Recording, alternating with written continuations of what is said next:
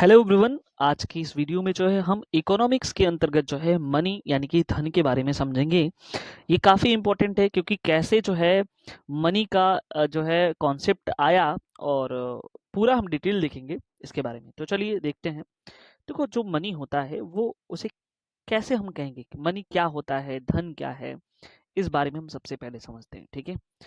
तो एक तरह का ये विनिमय का साधन है। ठीक है, ये क्या है? एक विनिमय का साधन है जिसे भुगतान एवं ऋण समायोजन को स्वीकार किया जाता है। यानी कि ये एक मीडियम ऑफ एक्सचेंज है जिसमें क्या होता है, accepted as a payment and debt settlement. तो कोई ऋण है और उसके बदले में अगर हम देते हैं तो उसका वो खत्म हो जाता है, या किसी भी चीज का, यानी कि कोई अगर हम सामान रखे हैं, कोई मेरे पास वस्तु है, तो उसके पेमेंट के बदले में ये दिया जाता है, उसे ही मनी कहते हैं। ठीक है, ये भी याद रखना। अब देखो, अगर हम बात करें मनी की, तो इवोल्यूशन कैसे हुआ? क्या पहले लोग रुपए पैसे को जानते थे? बिल्कुल नहीं। स्टार्टिंग में ये सब बिल्कुल कॉन्सेप्ट नहीं था। तो हम जीरो लेवल से देखते हैं कि आखिर में मनी का क्या कॉन्सेप्ट रहा। ठीक है, इवोल्यूशन कैसे हुआ है। ठीक है, तो सबसे पहले देखो, वस्तु विनिमय प्रणाली चलती थी, वाटर सिस्टम जिसे कहते थे। ठीक है, वाटर सिस्टम क्या है? किसी वस्तु के बदले वस्तु का विनिमय किया जाता है। यानी कि अगर मेरे पास, सपोज कर लो, मेरे पास चावल है ज्यादा। ठीक है, मेरे पास चावल ज्यादा हो रही है और किसी और के पास गेहूं है, उसके पास चावल नहीं है, तो वो गेहूं का कुछ अमाउंट इसकी इसको दे देगा और ये चावल का दे देगा। ये जो है बदला, जो अदला बदली हो रहा है, इसी को बार्टर सिस्टम कहते हैं, इसी को वस्तु विनिमय प्रणाली कहते हैं। जैसे यहाँ पे एक एग्जांपल दिया हुआ है, चुन्नू और मुन्नू दो लोग हैं और चुन्नू के पास जो है आलू की मात्रा कम हुई है, मतलब आलू नहीं है ये भी कह लो, और मुन्नू के पास आलू ज्यादा है, और चुन्नू के पास टमाटर ज्यादा हैं और मुन्नू के पास टमाटर कम है। तो ये दोनों आपस में एक्सचेंज कर देते हैं। ठीक है, और इसी को कहते हैं बार्टर सिस्टम। ठीक है, तो ये भी याद रखना। लेकिन बार्टर सिस्टम की कमी थी, मांग का दोहरा संयोग होना। ठीक है, ये याद रखना कि यानी दोनों को जो है जरूरत होगी तभी ये ऐसा हो सकता है, नहीं तो नहीं हो सकता है। इसमें ये कमी थी कि पहले, अब सोचो कि अगर आज के डेट में ऐसा हो, पॉसिबल तो नहीं है, लेकिन सोचो कि अगर गेहूं है, गेहूं अगर 20 रुपए किलो है और चावल 30 रुपए किलो है, तो घाटा हो जाएगा। मान लो 1 किलो ये दे दिया और 1 किलो ये, तो 10 रुपए का, तो जिसका महंगा रहेगा, कीमत ज़्यादा रहेगी, उसको तो घाटा हो जाएगा ना। लेकिन पहले इसकी चीज़ें नहीं पता थी, तो लोग जो है बाटा सिस्टम इस्तेमाल में लाया लाया करते थे। ठीक है, अब आगे देखते हैं वस्तु मुद्रा, जिसे कॉमोडिटी मनी कहते हैं। इसका क्या है कॉन्सेप्ट? वह वस्तु जिसे विनिमय के साधन के रूप में मान्यता दे दी गई, ठीक है, उसे हम कहते हैं क्या? वस्तु मुद्रा। ठीक है, तो यहाँ पे कोई पर्टिकुलर चीज है और उसको कहा गया कि इसको देने के बाद जो है आप कोई सामान मिल सकता है, तो उसे वस्तु विनिमय मुद्रा कहते हैं। जैसे मान लो कि कौड़ी का कॉन्सेप्ट सुना, सिगरेट हुआ, तंबाकू हुआ, सींग हुआ, खाल हुआ, तो क्या हुआ? कौड़ी क्या है? एक छोटा सा जो है पत्थर रहता है। ठीक है, तो अब इसको कहा गया कि इसकी वैल्यू दे देगी कि ये मुद्रा है, और ये जिसके पास रहेगा, जितनी रहेंगी उसकी कुछ वैल्यू होगी। उसी तरह से कुछ जगहों पे सिगरेट, तंबाकू, सींग, खाल, इसको भी जो है मुद्रा के फॉर्म में ये दिया जाता था। उसके बाद आगे चल करके धात्विक मुद्रा का कॉन्सेप्ट आया, metallic currency. When a particular metal, अब किसी विशेष मेटल को क्या कर दिया गया? मीडियम ऑफ एक्सचेंज का दर्जा दे दिया गया, तो उसे ही मेटालिक करेंसी कहते हैं। यानी कि अब इसे ही जो है, यानी कि कोई वस्तु खरीदने पर जो है एक स्पेशल मेटल को जो है लोग आदान प्रदान करते थे, देते थे, तो उसे ही हम लोग कहते थे मेटालिक करेंसी। ठीक है, अब देखो आगे चल करके जो है फिर आया पूर्ण मूल्य सिक्के। ये पूर्ण मूल्य सिक्के क्या है? इन सिक्कों में आंतरिक मूल्य अंकित मूल्य के बराबर या अधिक होता था। जैसे मान लो, सपोज कर लो, क्या है एग्जाम्पल, एग्जाम्पल समझो पूर्ण मूल्य सिक्के सिक्के का। क्या हुआ कि पहले जो पहले चलाए जाते थे गोल्ड, गोल्ड के। ठीक है, ये सोचो कि मान लो सोने के सिक्के चलाए गए। ठीक है, और सोने के सिक्के चलाए गए तो उसका मूल्य कितना था? 100 रुपया था। ठीक है, जो उसकी मूल्य थी, आंतरिक मूल्य, जो आंतरिक नहीं, उसकी उसकी वैल्यू थी, सोने की वैल्यू नहीं।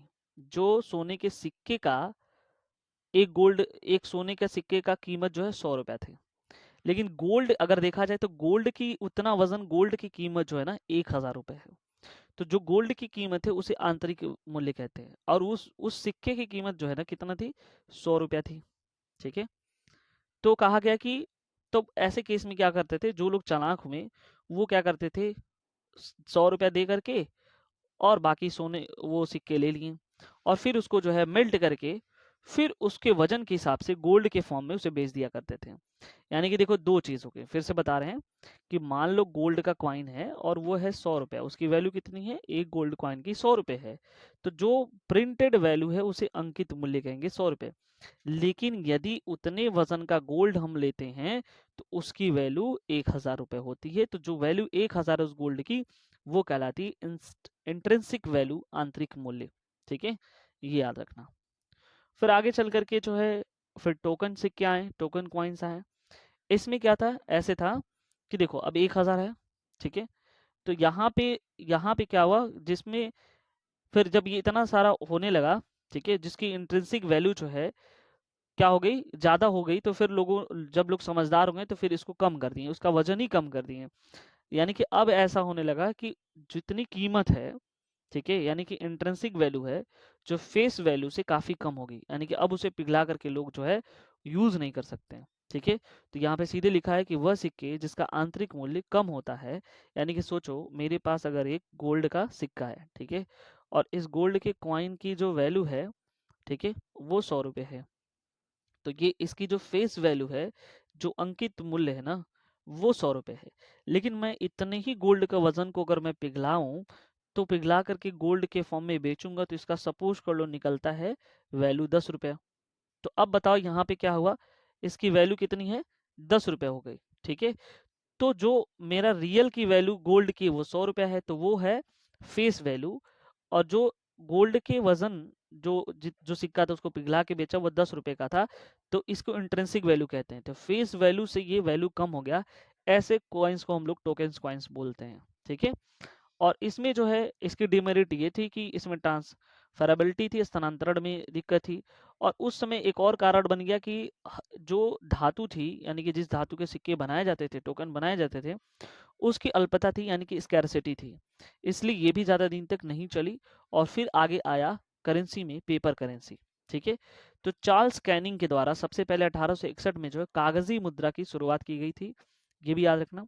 तो करेंसी में जो है दो तरह की चीज़ें आती हैं, एक तो होता है फिएट करेंसी जिसे अधिदिष्ट मुद्रा कहते हैं, और एक होता है फिडुसरी जिसे प्रतिदेयी जो है मुद्रा कहते हैं।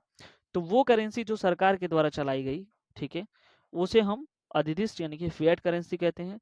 जो मुद्रा, वह मुद्रा जो किसी भौतिक वस्तु द्वारा निर्दिष्ट नहीं है, आधिकारिक तौर पर जो है वो जारी सरकार के द्वारा की जाती है। और एक प्रतिदेय मुद्रा है जो विनिमय का एक साधन है। वो कैसे, जैसे हम लोग क्या करते हैं, चेक दे देते किसी को, एक्चुअली में चेक एक कागज ही है, ठीक है, लेकिन वो उस चेक पे जो वैल्यू लिख दी जाती है वो मुद्रा का ही फॉर्म में पेपर करेंसी का है, डिमांड ड्राफ्ट है, ये भी है। तो ये जो है प्रतिदेयी यानी कि फिड्यूसरी करेंसी है। और जो हम लोग नॉर्मली जो है 100 रुपए का, 50 रुपए का, और बाकी 1000 रुपए का, 500 का जो नोट लेके चलते हैं, वो जो है वो जो है ये वाली जो है फिएट करेंसी है। ठीक है, तो सरकार के द्वारा किसी भी भुगतान ऋण के लिए जो है ये दिया जाता है, और इसमें जो है कह रहे कि भुगतान ऋण के समाप्त करने के लिए जारी की गई मुद्रा अनलिमिटेड लीगल टेंडर होती है और लिमिटेड लीगल टेंडर होती है। ठीक है, अब हम बात करते हैं पेपर करेंसी में आता है डीमोनेटाइजेशन, जिसे हम बोलते हैं विमुद्रीकरण। ठीक है, तो जिसमें क्या होता है, मुद्रा को वैध मुद्रा दर्जा वापस ले लिया जाता है। जैसे अभी आप लोगों ने देखा होगा 2019 में जो है, ठीक है, गवर्नमेंट ने जो है डीमोनेटाइजेशन किया, यानी कि जो वैध मुद्रा पहले थी उसका दर्जा वापस ले लिया। 500 के नोट, 1000 के नोट जो है उस समय बंद कर दिए गए। तो भारत सरकार में सबसे पहले अगर देखा जाए 1946 में जो है ये प्रथम बार जो है किया गया था। और स्वतंत्रता के पश्चात 1978 में मोरारजी देसाई के शासनकाल में 1000 और 500 के नोटों को जो है डीमोनेटाइज कर दिया गया था। और आरबीआई में अधिकतम, देखो, ये 10,000 का नोट जारी कर सकता है, यानी कि आरबीआई अधिकतम जो है 10,000 रुपए का नोट जो है जारी कर सकता है।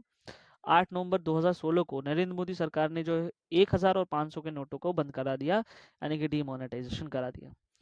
क्या रीजन था, क्यों ऐसा हुआ, इसका मेन रीजन था कि काले धन पे रोक लगाई गई। आरबीआई की रिपोर्ट के अनुसार जो है डीमोनेटाइजेशन किया गया 500 और 1000 के टोटल। अगर देखा जाए तो जब ये हुआ तो 15.43 लाख करोड़ तथा जो है डिपॉजिट हुए कितने 15.3 लाख करोड़। ठीक है, ये भी याद रखना। नकली नोटों पर रोक लगाना, ठीक है, ये भी हो गया। और उसके बाद भ्रष्टाचार पर रोक लगाना, यही इसका मुख्य उद्देश्य है डीमोनेटाइजेशन का। प्रभाव देखते हैं क्या पड़ा। इनकम टैक्स कलेक्शन इंक्रीज हुआ, आयकर में वृद्धि हुई डीमोनेटाइजेशन से, बैंकों में जमा वृद्धि हुई। उसके बाद जो है अर्थव्यवस्था का डिजिटलाइजेशन हुआ, तरलता का संजाल यानी कि लिक्विडिटी क्राइसिस से हुआ काफ़ी ज़्यादा। अल्पकाल में अर्थव्यवस्था धीमी भी हो गई। ठीक है, अब आता है डीमोनेटाइजेशन का जस्ट उल्टा मोनेटाइजेशन। तो यहाँ पे क्या होता है कि इसमें आरबीआई के नए नोटों का निर्गमन होता है, यानी डीमोनेटाइजेशन के बाद 500 और 1000 नोट बंदी के बाद जो है फिर से नया नोट लेके आएगा मार्केट में, 200 का, 500 का, 1000 का। तो इसे ही मोनेटाइजेशन कहते हैं। और जब भी आरबीआई ऐसा करती है तो मिनिमम रिजर्व रिक्वायरमेंट सिस्टम के हिसाब से करती है। तो इस प्रक्रिया के तहत आरबीआई को न्यूनतम 200 करोड़ का रिजर्व रखना पड़ता है। जब भी मुद्रीकरण होता है तो 200 करोड़ का वो रिजर्व रखती है। और 200 करोड़ रुपए में से 115 करोड़ का गोल्ड होना चाहिए उसके पास, और 85 करोड़ का विदेशी मुद्रा बांड के फॉर्म में उसे रखना होता है। ठीक है, अब हम थोड़ी सी बात कर लेते हैं ई मनी यानी कि इलेक्ट्रॉनिक मनी, जिसे ई ई ट्रांजेक्शन या नेट बैंकिंग भी कहते हो। तो यहाँ पे हम कुछ इंपॉर्टेंट फुल फॉर्म देखते हैं। आरटीजीएस, ठीक है, तो ये होगा रियल टाइम ग्रॉस सेटलमेंट। ठीक है, NEFT national electronic fund transfer, IMPS instant money transfer system, AEPS Aadhaar enable payment system, ये सब कुछ जो हैं ये इलेक्ट्रॉनिक मनी ट्रांसफर मेथड है।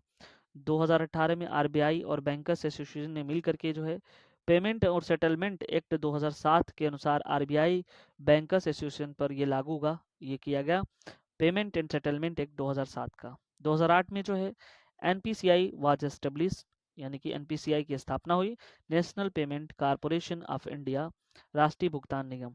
इसका उद्देश्य था कि फुटकर भुगतान में नवाचार लाना। ठीक है, ये याद रखना। अब देखो इनोवेशन ऑफ एनपीसीआई में क्या क्या आते हैं। यूपीआई, जिस तरह से आप पेमेंट करते हैं यूपीआई का, वहाँ पे यूनिफाइड पेमेंट इंटरफेस होता है, भीम ऐप आया। यूपीआई के द्वारा पहली बार यूज़ किया गया। AEPS Aadhaar enable payment system आया। ठीक है, ये भी याद रखना। ठीक है, क्रिप्टो करेंसी भी बहुत इंपॉर्टेंट है। इसे यूज ब्लॉकचेन टेक्नोलॉजी कहते हैं। यह एक वैल्यू है जिसमें जो है उत्पत्ति एक अंकड़ समस्या को सुलझाने पर हुई। ये लोगों के विनिमय का साधन के रूप में स्वीकार किया गया, जिसमें क्रिप्टो करेंसी में bitcoin, Litecoin, rabbit, dog coin और पेट्रोकॉइन, ये सब जो है क्रिप्टो करेंसी में आते हैं, जिसमें काफ़ी फेमस है बिटकॉइन। गवर्नमेंट ऑफ इंडिया ने इसे बैन कर दिया है प्राइवेट क्रिप्टो करेंसी को। और गवर्नमेंट इंडिया ने जो है इशू किया CBDC, central bank digital currency. ठीक है, सबसे पहले सर्वप्रथम बहामास देश ने सीबीडीसी जारी किया। ठीक है, याद रखना। फंक्शन क्या है, फंक्शन ऑफ मनी मुद्रा के कार्य। तो प्राइमरी फंक्शन है कि पहले तो विनिमय का साधन होगा, मापन की इकाई यूनिट ऑफ मेजरमेंट होगा। सेकेंडरी काम इसका कार्य ये है कि मूल्य भंडारण का कार्य है और देरी से भुगतान है। ठीक है, तो ये कुछ थे जो इम्पोर्टेंट फैक्ट्स मनी से संबंधित। आई होप ये चीज़ें आपको समझ में आया होगा। Thank you so much.